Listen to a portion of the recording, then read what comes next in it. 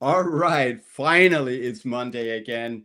I have been up since 7 a.m. this morning and traveling the entire day and literally sat down on this chair about 20 minutes ago doing the last bits here for the show. Super excited to be here with what some people in the dinosaur legacy finance world would call kid analysts. I call them world masterminds of MSTR financial analysis, and I'm psyched about having Ben and Jeff here. Oh wait, I gotta remove that. That was just a that was just running. I was just updating that stream. Anyways, I was thinking. So I have actually a ton prepared today, a ton of topics, and I don't think we'll cover all of them. I want to hear you guys' opinion on it.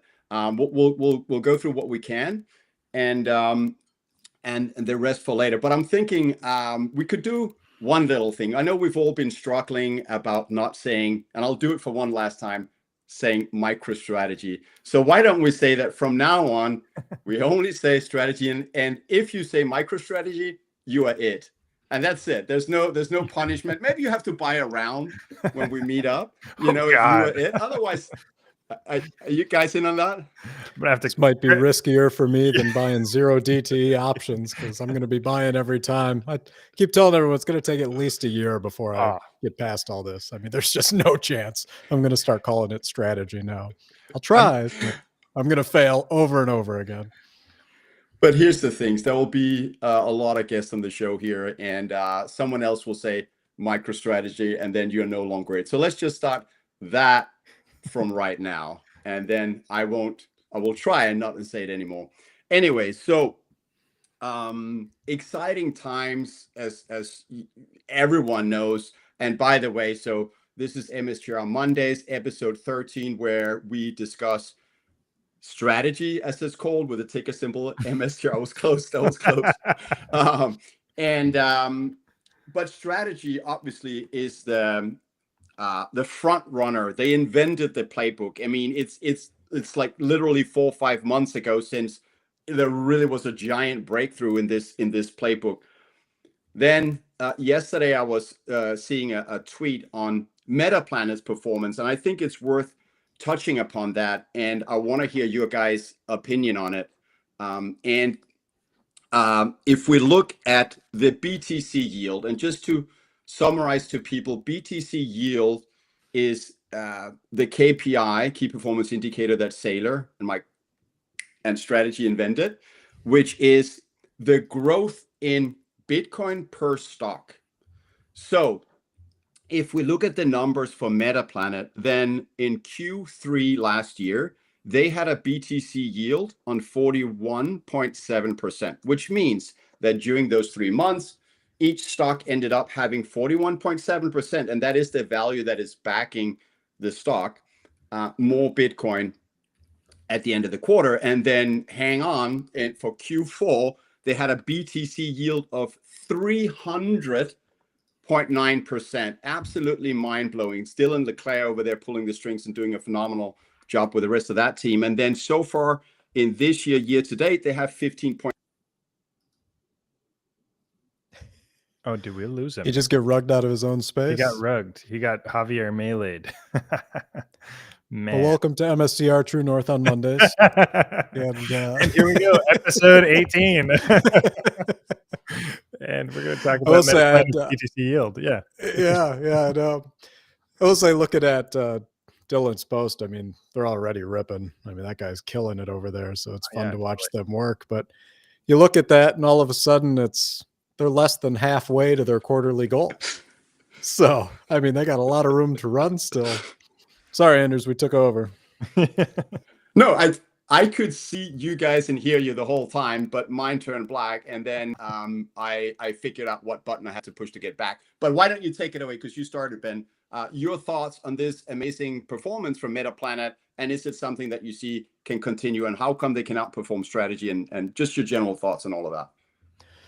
Yeah, I think it could continue for a very long time. I mean, close.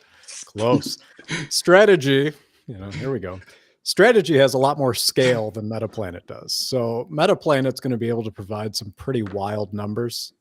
as they're doing their accumulation. And just looking at what they've already done, I mean, here we are halfway through February, and they've already bought a ton of Bitcoin, and they're less than halfway through their quarterly plan, right? So they've got a ton left to do, because I think what their target's 35% a quarter for this year, I think is what the guidance that they put out.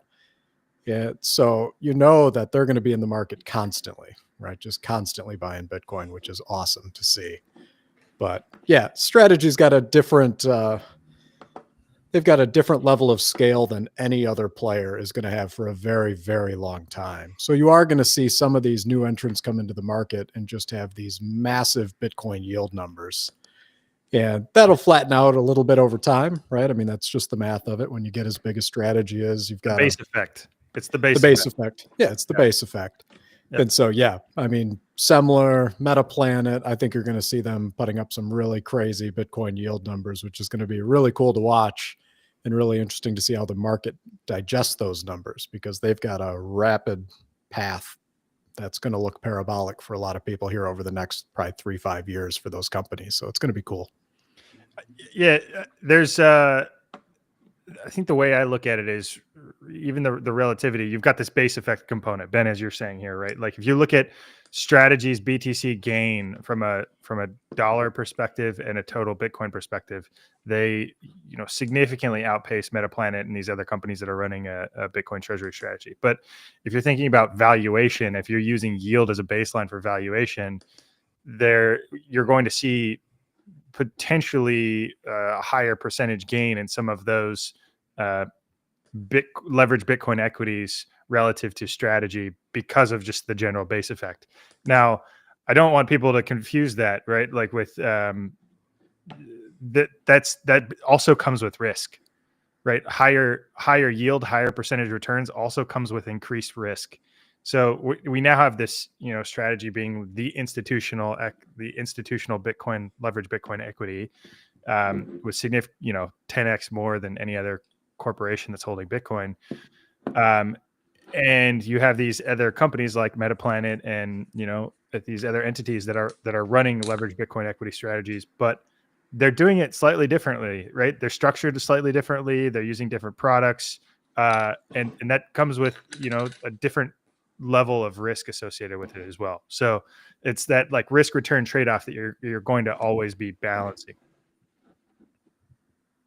Absolutely. And I just had to let this one stay a little bit on the screen. Come MSTR Bull is absolutely right. And that's why I'm so happy when I succeed having both Ben and Jeff here on the show. Also, one thing that is, I think, worth noting, as I understand, I didn't check this recently, but not too long ago, Metaplanet's MNAV was about 5, while Strategy is just above 2. So why is that possible? Is it because in Japan there is no other way? Or let me ask, is it potentially because in Japan there's no other way of investing in Bitcoin on the stock exchange? There's no Bitcoin ETF. There's basically Metaplanet. Do you think that could play in? Ben, you've got a working thesis on this one. I know we've talked about it a little bit, like being NASDAQ listed, different from Japanese exchange, et cetera. Yeah, I don't think they have the same level of institutional capital playing in their markets over there right now. So they've got a couple things really going for them. The first of which being they were really the first Bitcoin proxy in Japan. And I say Bitcoin proxy there because Jeff's right. You don't have nearly the number of options available to you if you want to get away from the yen in Japan. And so when MicroStrategy came, or not MicroStrategy, Metaplanet, I guess I'm it. Yeah, here we go. when Metaplanet, and I wasn't even trying to say that company. I know. It's a brutal disease, man. It's a brutal disease we have here. But so when Metaplanet came out and the yen was having all the issues and they said, hey, we're going full into Bitcoin. You've got an option to park your capital somewhere here that's going to get you exposure away from the Japanese yen while they were having all of their issues. I think that became a really powerful tool for them to have that as their marketing campaign because people were living it in real time.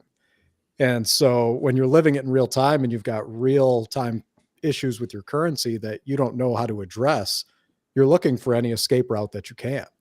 And Metaplanet ended up getting massive, massive demand for all of their offerings. And what's interesting when they were doing their offerings was I saw some pictures pop up where they're actually like mailing out ballots for interest to the shareholders to see if they want to participate in some of these offerings. Like, it's a really old school way to do business. It's not like you go into your brokerage account and you've got to, vote on something. They're actually sending these out by mail, recollecting them. You got to go through the mail.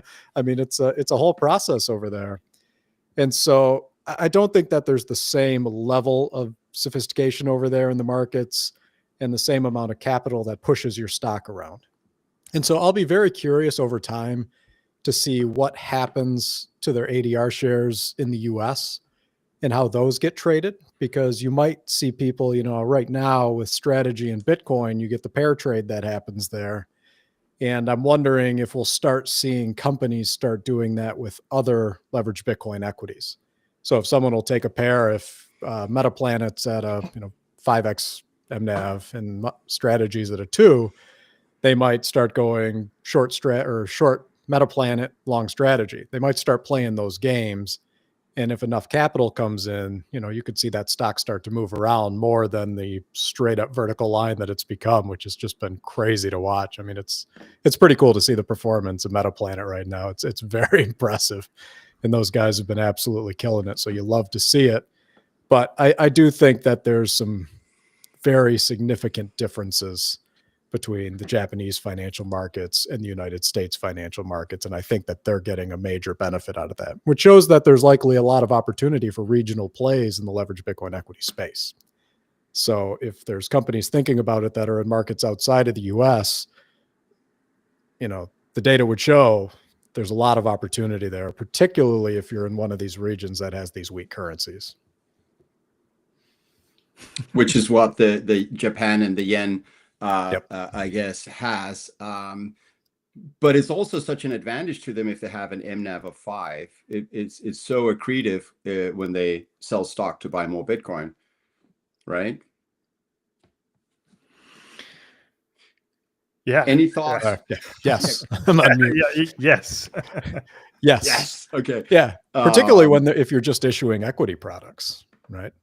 I mean, that makes it accretive on its own. And then if you get into the bonds and the warrants and the things that we've seen Metaplanet do, you get massive, massive value out of those transactions. So they are in a unique space. And I think it's right of them to continue capitalizing on that for as long as it stays like that, which could be a very, very long time. Yeah, and the relative scale, right? They just have so much more headroom to move, I guess, potentially quickly. Same with, all of the other leveraged Bitcoin equities out there. Yeah, it'll be interesting to see how it continues. I mean, it's going to be volatile too, right? Like, just as we've seen with other leveraged Bitcoin equities, like we're going to see this thing move in both potential directions. Well, here's some information for you. So naked short selling is banned in Japan. So you don't get that trigger. They've got something that's called an uptick rule, which basically says you can't place a short sell order at a price equal to or lower than the most recent trade price unless it's a highly liquid stock exempt from the rule. And then there's price restriction triggers that basically say if a stock drops 10% or more from the previous day's closing price, short selling is only allowed above the best bid price for that trading session. So you can imagine how different that environment is for equities than it is in the US, where you can just pile drive a stock if you want to. And they might hit the circuit breakers once in a while, but the game's on as soon as they flip it back on. So it's a very different setup than strategy has to contend with, Semler has to contend with. And so I would expect that they'll trade at a significantly higher premium than the US equities will for quite some time. Interesting. Jeff, any further thoughts on Metaplanet? No, I just looked that up. I mean, Japan imposed a ban on naked short selling in 2008, which kind of makes sense timing wise. What do you think it takes for us to do that here? Should we start a lobby or something? Yeah, Citadel. I'm on board. No Citadel. Yeah, it is weird, isn't it? That's just a weird that you're able to do that. I mean, that's pretty much what got triggered the whole GameStop thing. Is everybody just naked short sold it because they saw a huge opportunity. Like, this company's going down. It falls out of all of the indices. So boom, you've got this negative pressure, and all of a sudden you can't raise any capital anymore. and you can't do debt. It's just like a death sentence. And Walgreens, I think, is another company that's experiencing it right now. And I don't see why you wouldn't naked short sell it, just because of the architecture of the market. Like, they're totally screwed, unless, somebody comes in with a cheap bid and buys them or something like that. So it's a really unique component of the U.S. market. Seems totally messed up. But it's what gives us the volatility profile in our equities, right? It gives us vol. So, if you want to be able to trade these things, those are players you want, right? I mean, it's boosting all the liquidity in the market here. You've got people that are incentivized to trade it in both directions. The best thing for volatility on a stock is you've got one group of people that values it at 0 and another that values it at infinity. And as long as the band of belief is that wide, you're going to get a lot of volatility in that market. So, I don't hate it. I would like if they just restricted on the stocks I own for a while. That'd be cool. But I don't think I've got that kind of power. So I think we're stuck. So speaking of volatility, I was speaking to a fellow MSTR and DGen friend of mine just an hour ago or so, talking about there is 2 facts pretty much in existence right now that is worth mentioning on this. And that is, one, strategy has hardly ever been as delevered as they are right now. And the second fact is that Saylor repeatedly, ever since mid-December, has said that Q1 is the time to lever strategy up significantly. And we have about 6 weeks left of Q1. So personally, but I want to hear your opinion, obviously, but personally, I expect strategy to do a lot of convertible bonds, potentially more preferred stock. I don't know if that's possible, but really lever up over the next 5-6 weeks, buy a lot of Bitcoin, and that way the stock will run significantly. I think, not financial advice. None of this is financial advice. What's your take, guys? Yeah, I can never remember what I've said on streams and what I've said on just internal calls that we have, but I've got a thesis that I work with that says there's a lot of pressure to get the fixed income instruments out in Q1. I think that's a very important timing component. And the reason I think it's very important is because you get a quarter lag before the 130% early conversion trigger kicks in for the holders. And if you're looking at the Bitcoin cycles, I think a lot of people are starting to believe this cycle will be elongated. I'm probably one of them, but if you want to subscribe to the normal cycles, because they've been so consistent in the past, that would mean that the 130% trigger would become active in Q3 of 2025. So on historical cycles, that would be, late Q3 would kind of be when you saw the peak of the cycle. And so if I'm MicroStrategy and I'm playing this out over a long term, and I think I'm already it, so we'll just keep rolling until Jeff screws up, but I think he's better at this game than I am.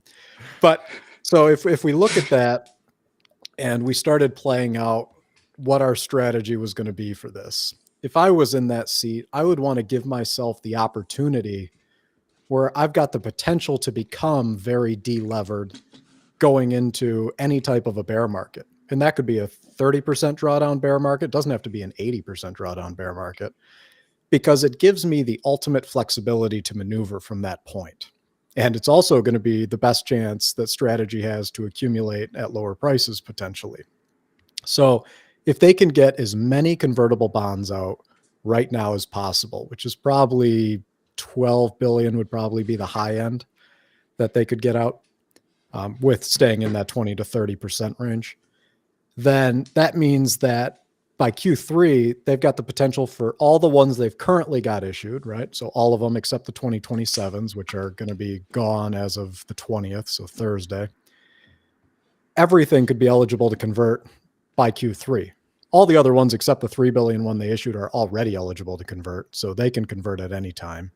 And some of them likely will here in Q1. I'm guessing there will be a few, handshakes and phone calls and things, but for sure, you've got the big block of them that could be eligible by Q3. So going into Q4, they could be almost completely delevered. And at that stage, they've got nothing but operational flexibility to lever back up during the time period where maybe Bitcoin Bitcoin prices come down and maybe strategy shares trade lower, where they can get more achievable strike prices for those convertible bonds, and they can start building that ladder out again, 5 years into the future, give themselves enough room for a full Bitcoin cycle. And now they're operating from a really strong position to keep their strategy going here. So that's the way I kind of see it playing out. It's why I think that there's a massive amount of interest to get these out the door. But I think they have to do it a little methodically. I don't think you can just go and issue $12 billion of convertible bonds, because part of that pricing mechanism is the implied volatility. That's what generates that premium that they've been able to get on a lot of these convertible bonds. And so I think that they're going to want to start with one pretty soon to get that out the door, get through the pricing period on it, because you're going to get short pressure on your equity during the pricing period. Hopefully give it a week where maybe some of that volatility comes back, right? They'll be back in the market buying Bitcoin. I think Bitcoin's volatility right now is like 54, something like that. And so they can start getting that buy pressure back out in the market, hopefully get Bitcoin moving again, and then price the next round of convertible bonds when the IV kicks up a little bit so that they can get a further premium. Like right now, if they wanted 0%, I don't think they'd get 55% premium like they got on the last one. My hunch is they're probably at 40, maybe. So not quite as accretive, still very good, but not quite as accretive. But I think they need to fire up that engine again, try to get things moving. And that way the pricing dynamics shift back into their favor. And it could cause them to have to bump some to Q2, right? If the IV doesn't come back, you don't want to take capital at any cost. And so they might need to be a little methodical about that. But I think the intent is going to be to get as much out the door in Q1 as they possibly can. Jeff, your thoughts? I know I saw your tweet. I think it was yesterday, wasn't it? Was it Saturday? But take it away. You shared your screen here. Yeah, I subscribe to Ben's working thesis on getting as much out in Q1 as possible. We've had some back and forth in thinking on how you would potentially do this, right? Like having a small tranche to kind of get Bitcoin moving again and seeing how the price of everything reacts. Like how does Bitcoin react? How does MicroStrategy react? And if you think about the size and scale of any future convertible offerings, they because they've added so much Bitcoin to their balance sheet, the size and scale is significantly smaller. So if they add 3 billion in convertible debt, its ratio relative to its Bitcoin holdings is smaller than in the past, and its ratio of shares associated with it is also smaller in the past. So a equal offering of the same size may not move the price of strategy as much, which I think is an interesting dynamic. And what you can see on the screen is just was visually trying to see, okay, how has strategies leverage changed over time, and when have they issued convertible bonds, and what has the leverage ratio looked like over time? Because they've communicated to the market that their target leverage ratio is 20 to 30% moving forward.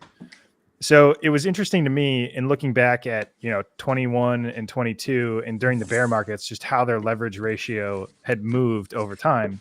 So what you're seeing on the screen, the red line is their net leverage ratio. So this is their debt minus in the money convertible bonds, and the green is the price of MSTR, and the blue is the leverage ratio, just straight up debt, assuming none of the convertible debt is in the money. And so what I found in looking at this is that while they've put significantly more debt on their balance sheet just in the recent past couple of quarters, a lot of the debt is currently in the money. And if you look at their just historical leverage ratio their leverage ratio today relative to where it's been in the past, they're looking at like around a 5 or 6% leverage ratio, assuming all of the debt that's in the money converts. And so if you go back and look in time, in the bear market in 22, 23, their leverage ratio got up to around 80%. Even in the past bull markets, their leverage ratio was in the 40, 50, 60% leverage arena. So they've got significant capacity, and I'm not surprised that the stock itself has a lower IV right now, because the equity itself is more similar to a Bitcoin ETF than it's really ever been, because it's reduced leverage and they've used the ATM to add more Bitcoin to the balance sheet. So I thought this was just an illuminating way to look at their historical leverage over time. I think the other thing that was really interesting was looking at, November of 22, and all the shit was hitting the fan. Everybody was screaming from the top of their lungs that MicroStrategy is going to get liquidated and go bankrupt. And meanwhile, Saylor's sitting there looking at his leverage ratio going like, I'm not even underwater yet. The price of, my leverage ratio is at 80. I still have more assets on my balance sheet than the debt that I have on my balance sheet. And my debt has a duration, right? Like I'm here, like I'm going to ride this thing to zero. So that was pretty interesting to me. And one of the first large convertible debt tranches that they issued in 2021, which it was 2/18/2021, 0% coupon, and it was $143 conversion price. So if you look at 2/18/21, the strategy price was around, I don't know, it's trading around $80, and the conversion price is around $143. Meanwhile, that that debt hasn't converted, right? Like we're sitting here today, and that debt is about to be converted in 2025. So it's just an interesting watch. Like this is debt that's got a duration, and the holders of these things are thinking about the duration over time too. Yeah. I mean, keep in mind that the bond performance we saw this year is very abnormal, right? Mm-hmm. So Jeff showing those getting issued way back then, they had to ride through a long period where nothing happened, right? So, we've gotten really used to things moving really fast and expecting, new offerings out every week, and we're upset when they don't have a new offering coming out. But most of these bonds are intended to be, for the 4, 5, 6 years, whatever the duration is on them. That's the plan. You can't plan on when things are going to hit those strikes, because 130% of conversion price is a lot of movement in an equity, particularly on these where they're struck at a 40 to 55% premium to begin with, right? That's a massive move in the equity. That's something you can't really plan on. So you're hoping it happens, which is why I think timing matters a bit this year. And but you can't be guaranteed that it's going to happen. So you have to be ready to ride that debt for as long as it takes, which is why they always give themselves at least one full Bitcoin cycle, right? It allows for things to go sideways for a long time. There's no liquidation triggers. I've still seen that popping up over and over again, which is just hilarious to me, that people are still looking for this liquidation point. And it doesn't exist. I mean, back when Jeff was showing when they got really levered, that was when people were watching. I think that was around the time when Silvergate blew up. And that was a testing time. And it showed a lot of people a lot of things. But I think for any of the companies that are coming out and looking to replicate this, what it showed is that the value proposition of taking traditional debt is not good risk reward. Because particularly in the early days when you're just starting out, and you don't have the same capital buffer that Strategy has today, right? They've got a lot of Bitcoin on the balance sheet that gives them a lot of ability for the market to move. But when you're just starting your accumulation phase, you don't have that same buffer. And so if you take out traditional debt, you're putting these new strains on your business that you don't have if you do things that are paid off and settled in equity. For instance, most banks will impose debt service coverage covenants on you, which basically looks at your cash flow and makes sure that you can cover your debts by 2 times with your cash flow. And if not, they start really watching you. And then there's certain triggers where they can call the loan. Same thing with loan to value, much like on your house, except for they're not calling your mortgage.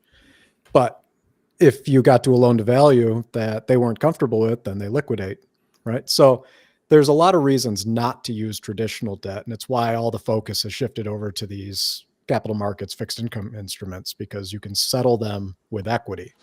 And people, I think, have started to realize that the ultimate risk goes down to the common stockholders, right? That's just a reality of all this. You got the convertible bonds have the highest preference. Then you got the preferred stock as the second lowest preference, equities third. And if you ask yourself, well, what happens if we get to a maturity date and the bonds aren't convertible? Now what do you do? right? Well, the answer is you sell common stock and you pay off the bond, or you roll the bond forward with a new bond offering, kick that can down the road, kind of like rolling call options until you win, right? So that's what happens. That's the reality of it that everyone should be aware of. But it's also the reason why you stack those maturity dates so far out into the future, and you always give yourself at least a full cycle, right? A lot can go wrong for a year or two, right? Just listen to the news or read any of the posts you have out there about the macro doomsday theories that are out there, right? There's any number of things. We're constantly teetering on the edge, it feels like. I mean, we are putting the wings on this plane while it's in the air, not MicroStrategy, the economy in general. And so you can't say that nothing will happen to disrupt it. So you got to be ready to ride for a couple of years where you're just going sideways and nothing's really happening. And it's painful. We've been through those periods before. I'm sure we'll be through those periods again. So it's all part of how you manage the risk mitigation strategy for these types of companies that becomes really critical, because you're going to see companies that try to do this blow up, make no doubt about it, because they're going to try to compete too heavily on things like volatility. And so they're going to go, well, if MicroStrategy levers to 30, but we lever to 50, our equity should move more than MicroStrategy. So we'll be, more, it will be a better trading instrument than strategy is. So, that'll happen. Greed's everywhere. So 100%. I have no doubt that'll happen. Not everyone's going to have the ability to stop themselves and say, no, we need a very defined risk framework here so we don't get over our skis on this. But the first one that happens is going to give the entire strategy a full black eye when it happens, because everyone's going to assume that the whole thing's risky, when really you just got a bad actor that either made a Hail Mary, they were teetering on the edge and they tried to just really create something really fast, or they just didn't understand the dynamics of what they were doing and they mixed too many types of debt instruments, and some of them may have had some of these provisions that take their destiny out of their own hands, and they got caught in one of these black swan events. So these companies do have to be careful, right? It doesn't come without risk, but the risk ultimately for lots of them when they're really liquid like strategy is it comes down to the common stockholders. And so it's just something you have to be aware of when you go into something like this. You hit the nail on the head on so many things. Really, like the reason that debt has that capped downside is because the equity holders are literally taking the downside. The equity holders are taking the downside. So the debt holders, they're capped upside, we've got capped downside, and all of that excess risk to the downside and the upside goes to the common stock shareholders. And that's what that BTC yield is that additional risk return that the bondholders are not willing to take on Bitcoin, or they just don't have the mandate to take. That's going to the common stock equity holder, and that's the reason for that outperformance. Yeah, you get the upside, but you also get all of the downside, right? Right. So yeah, and you're 100% right, Ben. Like there are going to be companies that are going to get burned by this, because totally. This isn't like everybody says infinite money glitch, like infinite money machine, but wow, look at you with the light. I don't know what's going on with this thing, man. People just need to live with it. I don't know if I'm being called up by the Lord, right? If it's my I don't know. I don't know what's going on, but I don't love it. Good God. Anders, I need you to talk to your guy right now and figure this out. We got to stream. All right, okay. As a reminder, God is good and Jesus loves you. But Ben, you got to stay here for another 60 years on planet Earth. But in a good word for me. Yeah, well, I hope. Yeah, I'll probably get there before you, if I get there. Hopefully. Please. Okay. Not if the bright light that everyone knows doesn't exist in my basement keeps showing on my face. It concerns me sometimes where it's coming from. It wasn't the first time, Ben. I didn't want to say anything earlier, but it's happened several times. I hope it's something not with the focus on the camera. I don't have this thing figured out, but hey, we just keep rolling. Sure. It's okay. All you need to know is perfect Bitcoin. and polished. Just know Bitcoin and convertible debts and preferred offerings. That's fine. Like we'll deal with the light. If I get taken out, Ben, everyone has to immediately go buy Bitcoin in my honor. Just do it for me. Well, Ben, just don't walk towards the light, okay? Just that, I think then you'll stay. Just don't walk towards it. All right, deal.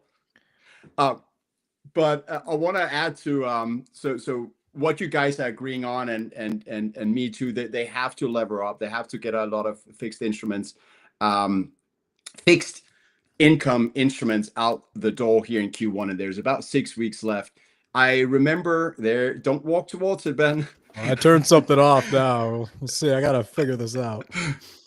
But what I wanted to say, so I remember, I think it was on MSTR True North that you guys were talking about it, that as they lever up, likely also the MNAV will start going up, because then right now it's too much like an ETF. It's not an ETF, but there's not enough leverage. But as it goes up, the MNAV probably will go up. So I hope personally to see two things, a lot of things, but at least these two, that converts will, or the fixed incomes, they'll do a lot of that.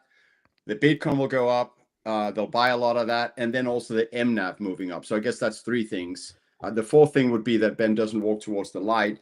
But bottom line would be, if you combine those factors and they basically multiply each other, I think that the next 6 weeks will be really interesting for MSTR stockholders. So the leverage makes sense. Yeah. Sorry, Jeff. Go ahead. I was just going to say leverage equals risk. Just as we were talking about, like, people are going to get, like, there are going to be corporations that think they know what they're doing here, and they're just going to get totally wrecked because they're too leveraged, and they're going to get too far out over their skis, and they're going to get caught naked. Now, like, that's strategy going from 6% leverage up to 20 or 30, like that incorporates a lot more risk on the table. Now, for all Bitcoin holders, you're like, well, this is risk-free, right? Like, they hold more of the risk-free asset than anybody else. But it comes down to, like, business structure, how they're designed, the architecture of the deals, all of those components, and how they work in tandem and together.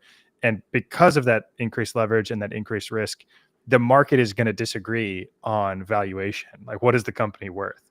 And to me, that's what kicks off this increased volatility and confusion on MNAV. Is it PE? You introduce FASB, fair value accounting, and it's like nobody knows what the thing is worth. And like, that's where all of these, the confusion is going to come back into the market, I think. So yeah, regarding, go ahead, Ben, please. Yeah, I think the leverage has to be there for you to get that additional boost to the equity, right? If they weren't undertaking any activities, right? If all the debt just fell off the balance sheet and they weren't hitting the ATM and you're no longer accreting anything, it would be natural for that valuation to drift down more towards what an ETF would be valued at, right? That would make sense if you weren't doing anything additional to drive additional value. Now, that's not what they're doing, right? Obviously, they're very active, right? I mean, we're all freaking out because we haven't seen a post about the blue line and the green dots or anything like that for 1 week here, and we're all losing our minds about it. But they've been on a serious spree showing that there's extra value here, right? Beyond holding something like an ETF. And to the extent that they can capitalize on this rebrand, I mean, if they actually become a player in the AI space, and I know that's how they're rebranding, we'll see ultimately what that means. That could kick off another layer of valuation on the operating business side that has just been I think it gets zero credit for what it is, which I understand, right? It was a zombie. It wasn't growing. You're competing against people like Microsoft, which makes it really tough on that business. So to the extent that they can become an AI company, that's a different value proposition in the market. But getting that leverage back up, showing that you're active, enhancing the sensitivity to Bitcoin, right? That's part of the problem, is when the leverage comes down, your balance sheet is no longer as levered to Bitcoin as it used to be. And so you're not overly sensitive to the movements of Bitcoin. So when they get back up to that 20, 30% range, that sensitivity returns and they can get themselves back into their target range, which I think they said was 80 to 90 vol, I think is what they put out there in the last one, even though they've been at 105 and higher, but 80 to 90 is kind of the steady state, right? So 30 to 40 points higher than whatever Bitcoin's at. Just a quick side note I was thinking of. Saylor is not a trader. He's a buyer. Never selling. He just keeps buying, and that's beautiful.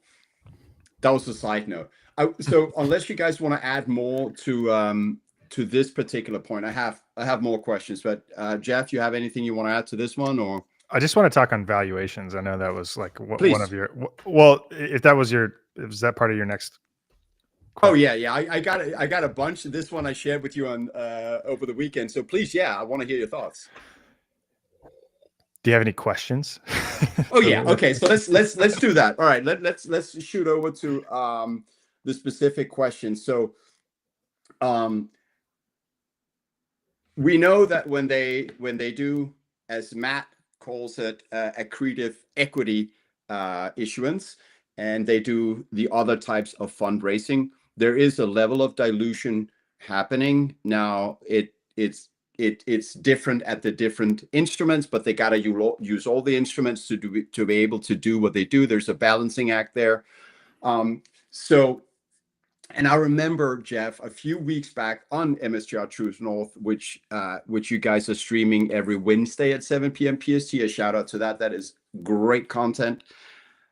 You were talking about as the market cap of the company goes up a certain amount, some of it is value increase for the stockholder, and some of it, of course, is given to or essentially goes to the new buyers of the stock. My point is, let's say the market cap of MicroStrategy goes from 100 billion to 200 billion, as it will, not financial advice, but it will happen.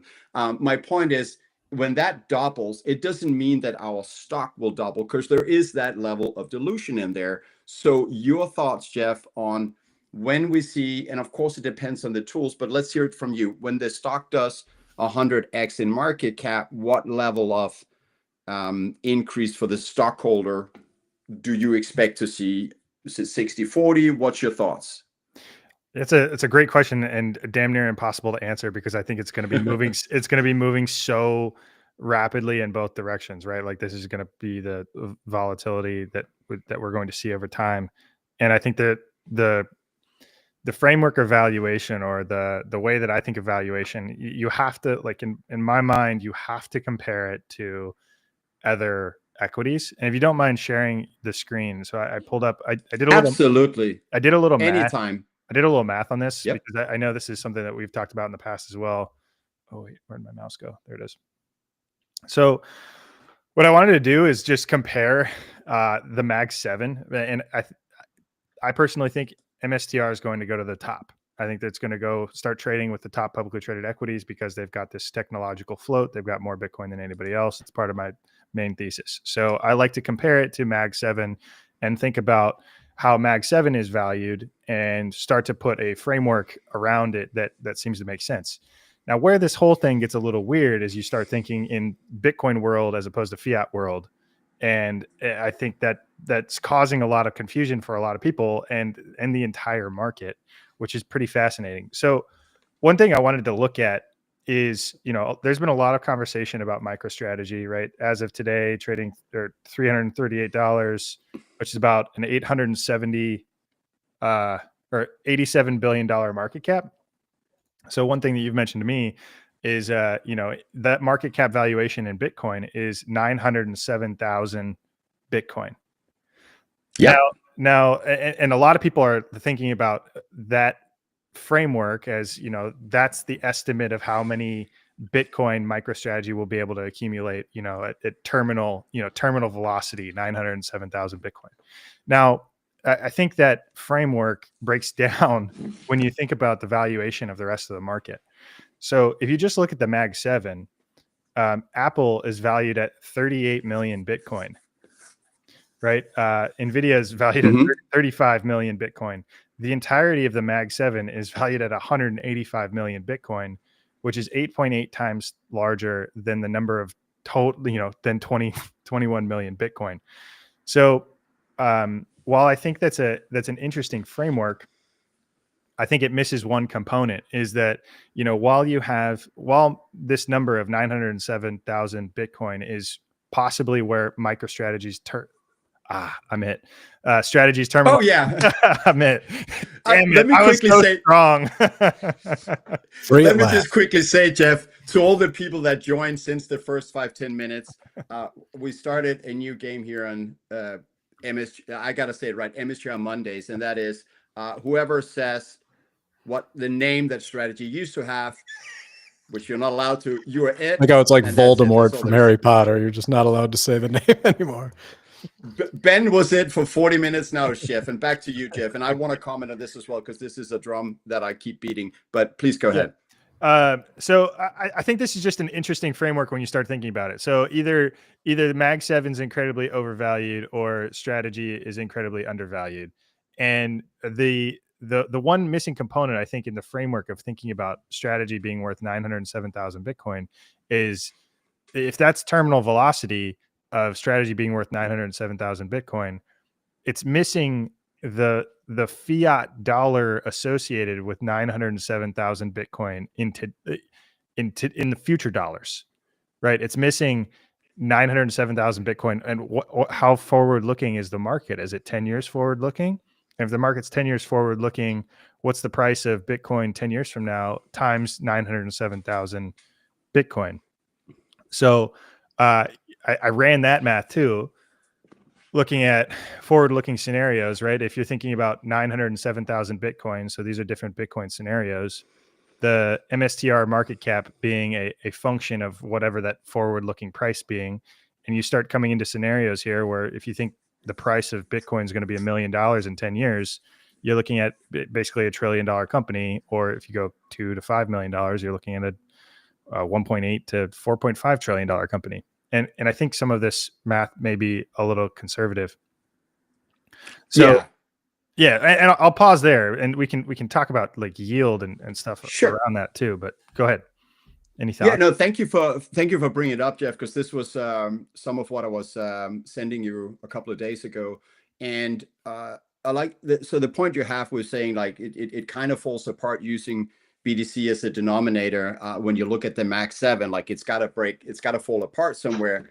In my opinion, so I am the one drumming beating the drum of saying I think BTC is the one and only unit of account or denominator. It is to me, and I think the place where it's going to fall apart is the Mag 7 evaluation. They will probably continue to go up in general in terms of dollars, but they will collapse, in my opinion, in terms of priced in Bitcoin, where I see MicroStrategy. You guys did a show about a month ago, I remember in January, MSTR True North, where you all were talking about how many Bitcoin do you think strategy will hold by the end of the year? And it's ballpark 700,000 to a million. I personally think 1 million. I think eventually strategy will hold likely 2.1 million, just to reference to the 21 million Bitcoin, but 2.1 million Bitcoin, if not more. So to me, and there's two components to the value of strategy. I think we agree on that. One is how many Bitcoin will they accumulate? Let's say that's 2 million, maybe it's less, maybe it's more. The other component I think we agree on is that once let's say the dollar is gone 20 years from now, we go in hyper Bitcoinization, it's only Bitcoin left, then there is a component saying, well, they hold 2.1 million Bitcoin, but now they can generate a yield by being the by far world's biggest bank. So to me, the evaluation of strategy is how much Bitcoin they have and what kind of return they can generate based on that by far world's biggest, most valuable balance sheet. Over to you guys for comment.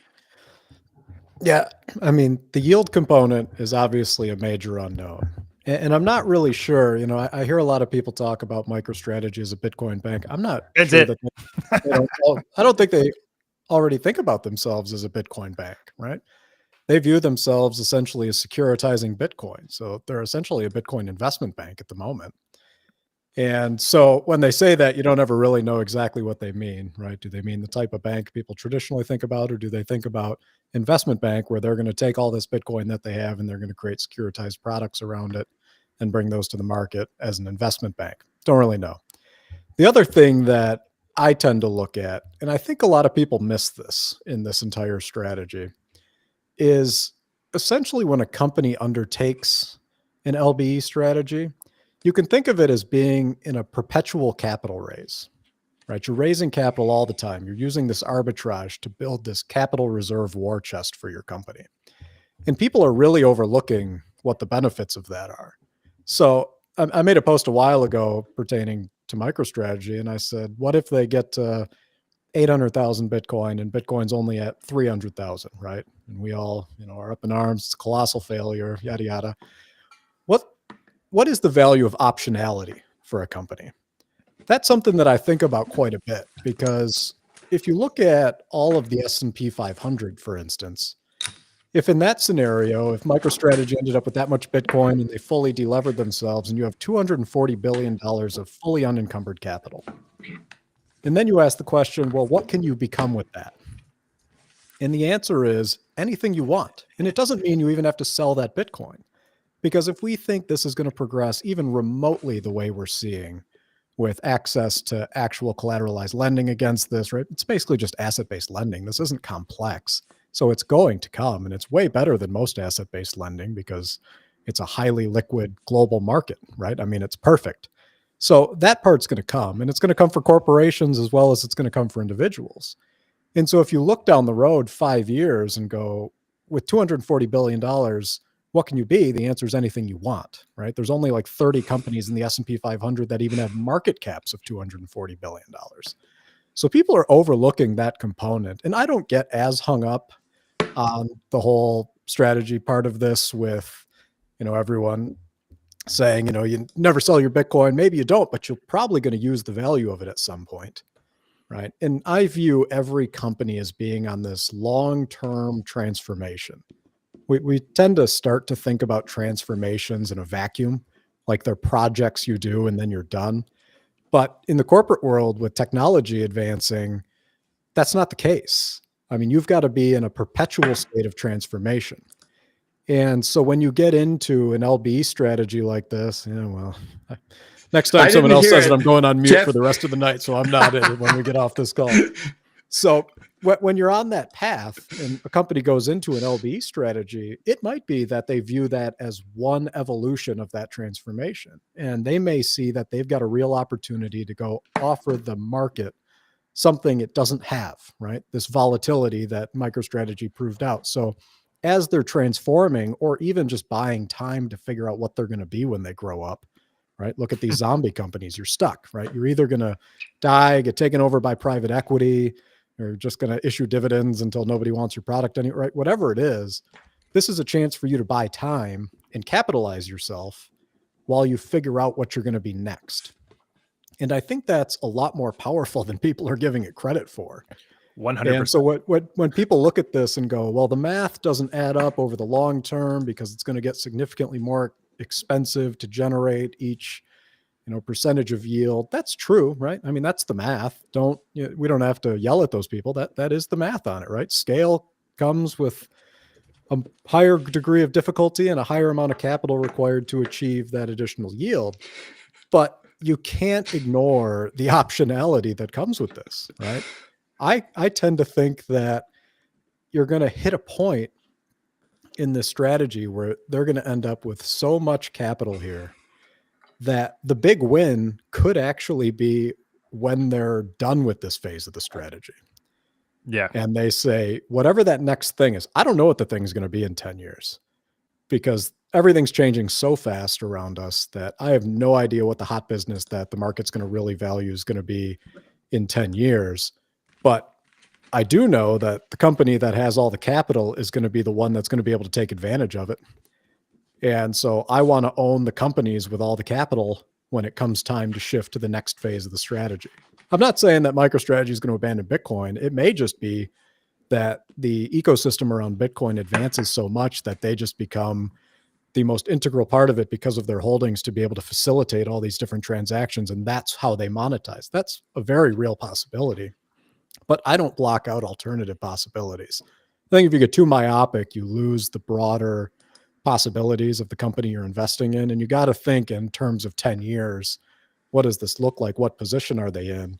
And, if Bitcoin's at $2 million a coin in 10 years, well, someone do the math they're doing anything. They're doing anything. Now you got what, $1.6 trillion, right? Yeah. So what can they do, right? They can do 20 things then. 100. So that's the way I tend to look at it. And that's kind of how I've been framing it more for people, because I think that we get very tunnel visioned and we tend to block out other conversations, but I think you have to entertain those conversations if you're going to really explore what it is you're buying, if you plan to hold it for the long term. If you're not just trading it, then you've got to think longer term, and you've got to think, what does this enable 5-10 years down the road? And that's where I spend most of my time, because I think this is a long-term investment for me, not a trade. 100%. Amen. I love it. I love this one here from XYCABC. 5 years from now, calling it MicroStrategy, and I just said it, so I'll take it. You know, you're not allowed to say it in any way. What's the shape? What's it? I just fell for it. Means you're an OG, and Ben, clearly you are an OG already now. You've nailed it on this. I shouldn't have said it. Why did I say it? Anyways, Jeff, did you have any comments on what Ben said there? Yeah, Ben's comments on optionality are just so poignant. And if you could share my screen one more time, I just absolutely anytime you want. I love that I just have to say words, and then Jeff has like 900 spreadsheets. I've got him, dude. I've got him. It's my favorite part. The combination of you two is what makes this great. I get to ramble, and meanwhile Jeff's teeing up the data on the back end. Yeah, nice. I'm just like searching stuff. So the environment that I used to work in reinsurance broking, I worked with capital. I worked with international capital pools.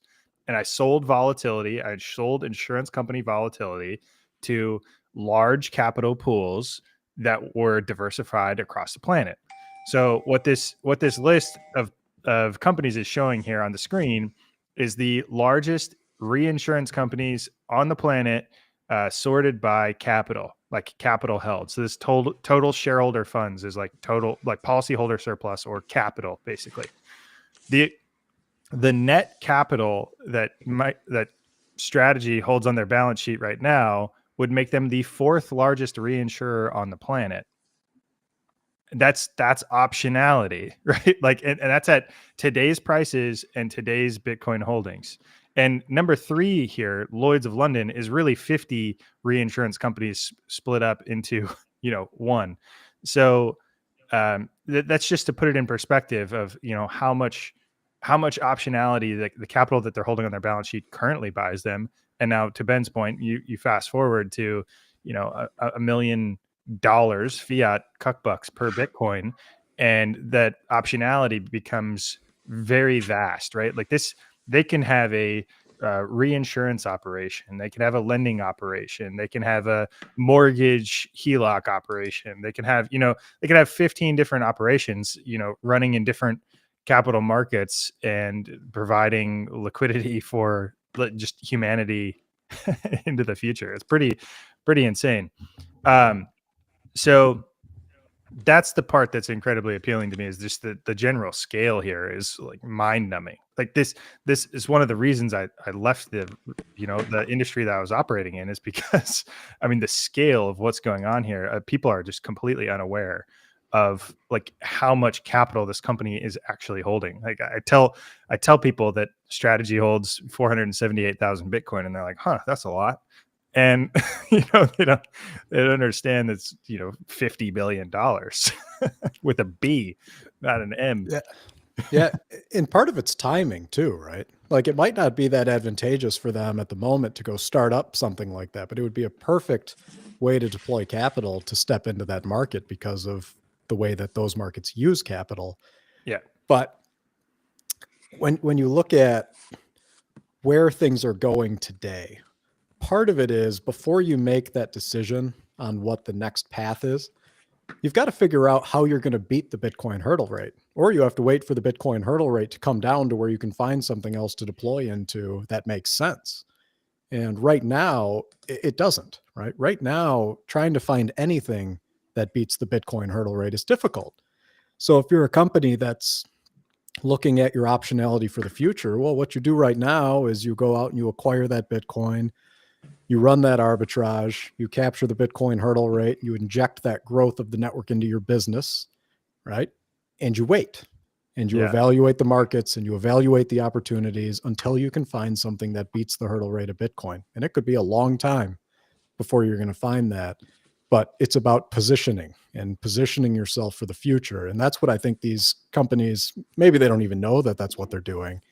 But the more time I've spent thinking about it, that's the way I've really landed on for this strategy. Is I think it's one of the most powerful tools. You're just leveraging the incentives of all these different capital pools, and you're building out that optionality for your company for the future. So I think that within every industry, you're going to need to get at least one company that starts doing this, because it's your competitive advantage. Oh yeah, yeah. It's the thing that's going to set you apart, and it might actually cause you to consolidate your own industry. Because if you've got all the capital in the future, take any consumer goods product company or whatever it is, right? Pick your market.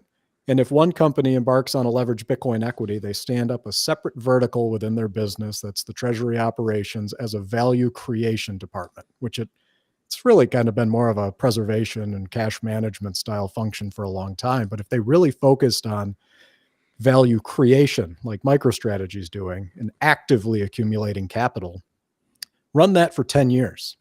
And now have all your competitors not do it for 10 years. What do you think that landscape looks like a decade from now? You're probably absorbing all of your competitors.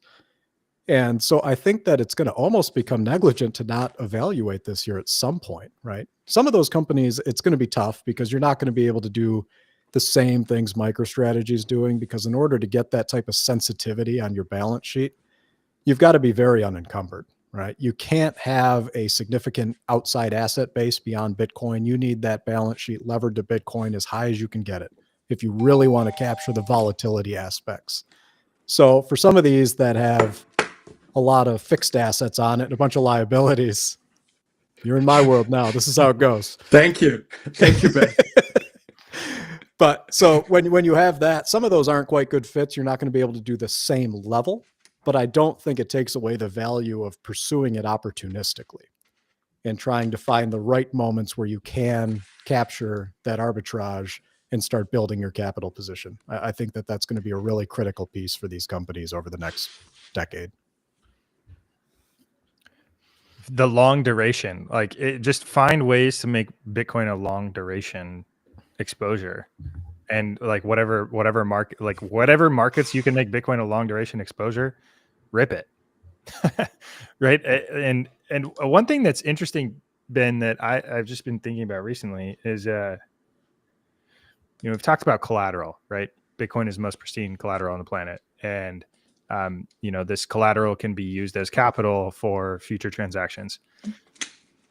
Honestly, strategy right now is using that capital as collateral. It's just shrouded and protected by a corporate balance sheet.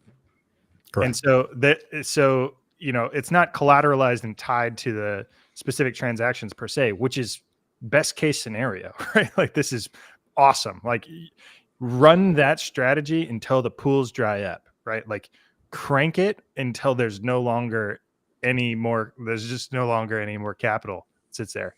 Oh, you don't need to share that anymore. It's fine. No. All right. Okay. And so it's fascinating when you start to think about it. Okay, they're already using it as collateral, and those eventually there's going to be a scale at which they're going to continue to offer convertible debt. It's just like the market's just not going to be there, and so they're going to look into other pools of capital or pools of liquidity where they can start to structure different types of products with duration to access these different pools of capital to continue the Bitcoin yield going into perpetuity. So it's I'm bullish collateral. I'm super bullish collateral. Like, it's going to be good. You have a whole career working in reinsurance and understanding the value of collateral. So I think you probably see this a lot more than the rest of us. Yep. It's just not a common, unless you buy a house, it's just not a common term or concept that people are aware of. And even if you buy a house, you still don't really you sign all these papers, you get this stack of papers. They're huge. You're just like, yeah, I've got some debt and I've got this house, but you don't I think most people don't necessarily think about the property that they hold as the collateral. Like, if you go bankrupt, the bank owns your home. And that's the use case of collateral. Now you start to think about combining types of collateral, where you got maybe a house and Bitcoin, and mortgage possibilities become really interesting there, right? Now you've got two types of collateral where if you go bankrupt, that you get two assets, or you've got two assets that you can sell to pay off your debt into perpetuity. So yeah, I mean, this whole thing, buy down your rates, right? buy down your rates or what? Yeah. Like honestly, CJ Constantinos asked me this. He's like, okay, what should the interest rate for Bitcoin backed loans be? And it's with a 10-year duration. And it's like you start to conceptualize it, and it's like, well, probably negative. Right? Like I should probably pay you actually to be able to hold your Bitcoin as collateral. It's just totally broken my brain, and I'm really trying to wrap my head around it and think through it because it's going to be a weird future. Yeah, right now I think all the lending platforms are sitting out there at what 14 to 16 is kind of the lending rate you can get against Bitcoin at the moment. But you got to imagine that, for like a Bitcoin backed line of credit, you should probably be able to get that down to like a SOFR plus type arrangement. Would seem pretty reasonable to me, right? And I got to imagine that's coming because when you've got collateral that's as liquid as Bitcoin, being able to get a line of credit against that should be pretty easy. You don't really have to do a lot of credit underwriting because it's asset-backed lending. You've got the asset and you can liquidate the asset if you need to. But if you start tying that with things like personal guarantees, right now, all of a sudden you don't even have the same liquidation risk because you've got other assets you can work with. And so it becomes a very lendable arrangement that I think is really advantageous to banks. I think they're going to run with that. My God. Dude. Imagine that someone defaults on their auto loan and I got to go find this car that they're hiding from me and repossess it and incur all the costs on that versus I'm holding Bitcoin and I go sell and I'm made whole. Like, are you kidding me? Which one of those do you think I want? Right. It's so black and white that's going to be the future. Like think about how many people are like, if let's say a HELOC interest rate is 10, I 8.5. But if you can get a HELOC and a HELOC plus Bitcoin interest rate, and it's 5, right? And you've got all of these wealthy people that are like, holy shit, I've got all of these assets tied up in like Tesla stock, and I can't roll that into my HELOC, but I could get a HELOC with Bitcoin, and I could get my rate dropped by 4 points. I'm selling stock to buy Bitcoin. Right? Like that's exactly what I'm doing. I'm selling other equities to buy Bitcoin because I want to go do others. I want to improve my life for my family. I want to build a pool, right? Like whatever the hell it may be. It's just your flexibility and optionality increases vastly. And like that, I think that's where power law breaks, in my opinion, is you have like this increase in use case that exponentially increases demand. That whole world changes, right? Like people don't understand this stuff because they can't conceptualize it. But if we see an I don't know, next year's Super Bowl ad, Citibank advertises a Bitcoin HELOC, and it's at 3% interest when the rest of the market's at 7%. Everybody runs around with their head cut off buying Bitcoin, and I don't think that's priced in. It's just a B-lock, Jeff. That's a B-lock. B-lock. But so like my first job was in commercial banking, and it was during the financial crisis. So all I did was chase collateral around, right? Because all the loans were failing. I spent 2 years of my life chasing collateral. Do you know what I would have given to just be able to hit the sell button to recoup? Yeah. I mean, do you know the cost that goes into this? You've got to do all this basically private eye work because people are hiding things from you. You're in a scenario where all of a sudden the real estate market's not liquid. You can't get rid of the houses. So you're sitting on them. You're incurring all the property tax costs. You're paying all these people to maintain it. You're paying realtors to sell it. I would have taken Bitcoin 100% of the time. 100% of the time. It was such better collateral than all of those things. Collateral. And I know that they know this, that we've been through this cycle before. Like they would have been out and whole really quick, right? If things started turning over, and instead they got trapped with all these assets they couldn't offload.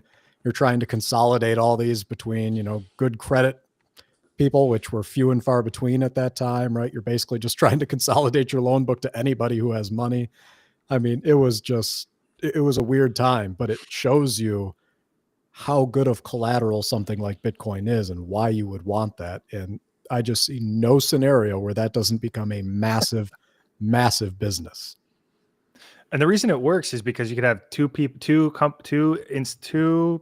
holding the same asset at the same time. Yep. There's no other asset like it. You can't have there's no other asset where you can actually have dual custody, two people own it at the same time. And there can be either layer 1 or layer 2 programmable coding solutions where if you fail on X covenant, boom, the lender can then sell your Bitcoin and take the Bitcoin from you. If you pay off your loan over time, right? Let's just say you've got a job and you pay off your loan, boom, the Bitcoin is now returned back to you or X wallet. That's just different. You can have two people holding the same asset at the same time. And that's where the use case blows up drastically. I can't believe people are trading meme coins. All this meme coin mumbo jumbo is just totally I can't. It's just so gross. I can't believe it. It's incredible. Yep. Meanwhile, there's all this stuff developing around it, and they're just missing it. You're totally missing it. The number of areas you're going to be able to invest in this space and the build out of this is going to be massive if you're paying attention. Yeah. Right. The companies that start emerging to offer these types of services, it's going to be a runaway home run. So you got to be watching the developments in the Bitcoin ecosystem, because it kind of goes back to the original philosophy was at first you just wanted to buy into the stocks and support any company that supported Bitcoin. But now you've got to do a lot of due diligence here, because there's going to be so many companies popping up to compete in this ecosystem that you're going to have to weed through those opportunities and figure out where do you really think that the major money is going to be made. And this is probably one of them that I see. I think Jeff's right on the insurance side. I think it's massive there. Even if it's augmenting the other assets that they're already holding, just as a component. One piece, just one piece. Yeah, just one piece. Yeah. But then this lending side, people can't even conceptualize how big that market is. I mean, it's going to get crazy. So, and to Jeff's point, as soon as you can borrow like that at like a regular SOFR plus type arrangement, the number of assets you'll offload that don't perform and move that into Bitcoin so you can get easy access to capital whenever you want it. That's when I think we see one of these major pumps in Bitcoin. Major. Yeah. Because if you're someone with massive assets and you want access to it whenever you want really quick, you got to be loaded up on Bitcoin so you can just borrow against it whenever you need to. So I think that's going to draw huge amounts of capital into the network. 100%. It's such a good point, Ben. I hadn't really thought about that before. As you're saying, if you put down Bitcoin as collateral instead of a car, for instance, like for a car loan, it's so much better for the lender to deal with. You can just hit the sell button. You spend 2 years trying to chase collateral. So it gives such a big advantage. Crazy. You want people were putting cars on trailers and shipping them to other states. I mean, the things we had to do to find all this stuff, the amount of money, it wasn't even worth getting the collateral back, but it was kind of on principle at that point. But it was just so crazy that if you had something like this, even if it was just a part of each of your loans, like you built it in and you get a more favorable rate if you've got a Bitcoin component to it. I mean, it's just such a powerful tool for that whole industry that I can't see them not embracing it fully.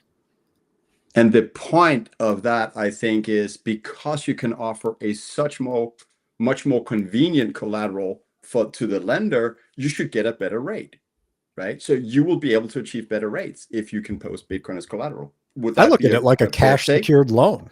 It's basically a cash secured loan, right? And the rates on those were ridiculously low. People were using them for vacations, right? You just get a line of credit against a checking account that they've got to hold on to keep the amount of money in it. You get some super low borrowing rate against it. It's going to be similar to that. If someone's willing to give up their custody and let them hold it, then, they're going to get really low rates on that because the bank's got full control of it. If you want to go into the joint custody or multi-institutional custody in one of those arrangements, that'll be a different setup, right? And people will be willing to pay for both. It just depends on how much control you're willing to give up of your Bitcoin to access the value of it. So we'll see. We will see. Yeah. I know you have a you have a hard stop, but sometimes at least I know you have an I gotta run. Sorry? I gotta run. Yep. Dinner's calling. Awesome. Take care of your better half, and dinner is important, and then you have a call internally in 40 minutes. So let me just say real quick, thank you guys so much for joining. I love the inputs, the takes that the two of you have. Really among the best, the best, honestly, in the space. Really appreciate it. Thank you so much for taking the time and sharing your knowledge with right now 9,700 live viewers. So if you gotta go, Jeff, I have a few outro things to say, but go take care of dinner and wife, I think, right? Yeah, absolutely. So see you on the next one. All right, thanks guys. Here. Thanks, Anders. Thanks for hosting. Catch you later. Later, Ben. See you, Jeff. And Ben, of course, as well. If you got to run, you also have things to do before the call. Likely, it's totally fine. Otherwise, I'll just also want to remind everyone that none of what is said here is financial advice. It is entertainment. It is our takes on it. And if you like the entertainment and those takes, feel free to give it a like and share it to anyone that could find it useful, subscribe, etc. All that stuff. Next Monday, I am highly likely traveling as well.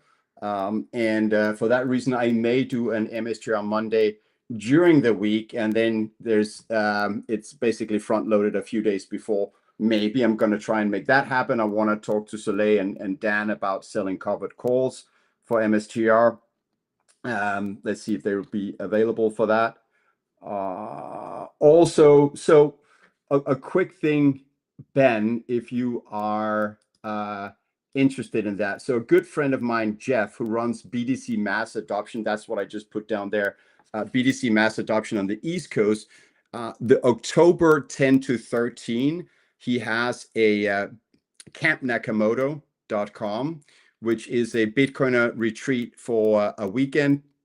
There's only room for 100 people. And of those, there's already, if you see the people attending here, there's about more than 10 of those are, let's say, esteemed guests that many are aware of, and it gives an opportunity to spend a weekend and actually have conversations with these people, which I think would be great. And Tim Kotzman is the latest addition to that. And Ben, I know from Jeff that if you and Jeff Ponder or want to join, then I'm pretty sure I can give from Jeff actually an open invitation here. So you let me know or let Jeff know. That's October 10 to 13. I heard that the fall on the East Coast in northern East Coast should be wonderful. Looking forward to try that. Further, yes, we're playing a new game here. There's no prizes. There's no to pay if you lose or if you win, but I'm trying for fun that we don't say the old name of strategy anymore. And if you say it, you're it, and that's it. That's all there is to it. And Ben, thank you for saving me. I did say the name, and you saved me by also. I will bear that burden on your behalf, Anders. I'll take it with me. Thank you for having my back. Anyways, Ben, again, just thank you so much for all your insights. This is MSTR Mondays. I do try and do this every Monday, 5 p.m. PST. I find it a fascinating topic.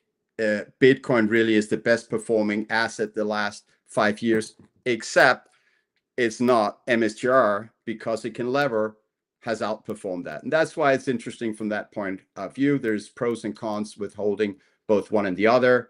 All of that being said, I will be rewatching this show because you guys said so many great things, and listening and watching the chat at the same time can sometimes takes a little bit of attention. Ben, thank you so much for your time. You bet. All right. Thank you for watching, everyone. Appreciate your time.